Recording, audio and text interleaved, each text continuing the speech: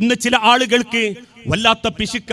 കെട്ടിയ പെണ്ണിന് വാങ്ങിക്കൊടുക്കുന്നതിന് 100,000 കണക്ക് പറയുന്നവരുണ്ട്. ഒരു നല്ല പർദ്ദ പോലും കയ്യിലില്ലാതെ ചോദിച്ചാൽ ഇഷ്ടപ്പെടൂല എന്നുള്ള ഭയപ്പാടില് വർഷങ്ങളായി കൊണ്ടടക്കുന്ന പർദ്ദയിൽ മാത്രം ജീവിക്കുന്നവരുണ്ട്. അതൊരു വസ്ത്രം മാത്രല്ല, ഏതു വസ്ത്രമാണെങ്കിലും ഒന്ന് ചിന്തിച്ചു നോക്കൂ. പെരുന്നാളിന് മക്കൾക്ക് വസ്ത്രമെടുക്കാൻ പൈസ കൊടുക്കുമ്പോ പോലും നിന്റെ കൈയോണ്ട് എന്റെ പെണ്ണിനൊന്ന് കൊടുക്കട്ടെ എന്ന് ചിന്തിക്കുന്നത് പോലും ഇന്ന് കുറവായിക്കൊണ്ടിരിക്കുകയാ. ഭക്ഷണമാവട്ടെ, അതോടൊപ്പം ഒരു യാത്രയാവട്ടെ, ഇനി അതല്ലെങ്കിൽ മറ്റേതെങ്കിലും തരത്തിലുള്ള വസ്ത്രമോ ഭക്ഷണമോ ഏതും ഒന്ന് ചിന്തിച്ചു നോക്കൂ മനുഷ്യരെ.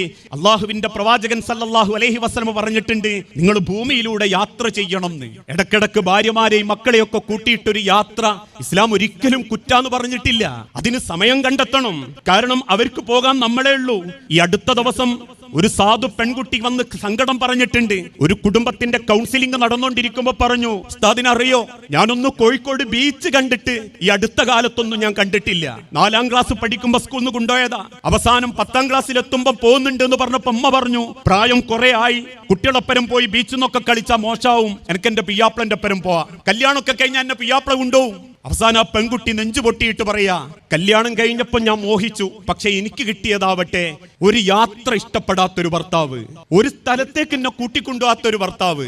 എന്റെ കൈ പിടിച്ചിട്ട് നമുക്ക് കൊല്ലത്തിൽ ഒരിക്കലെങ്കിലും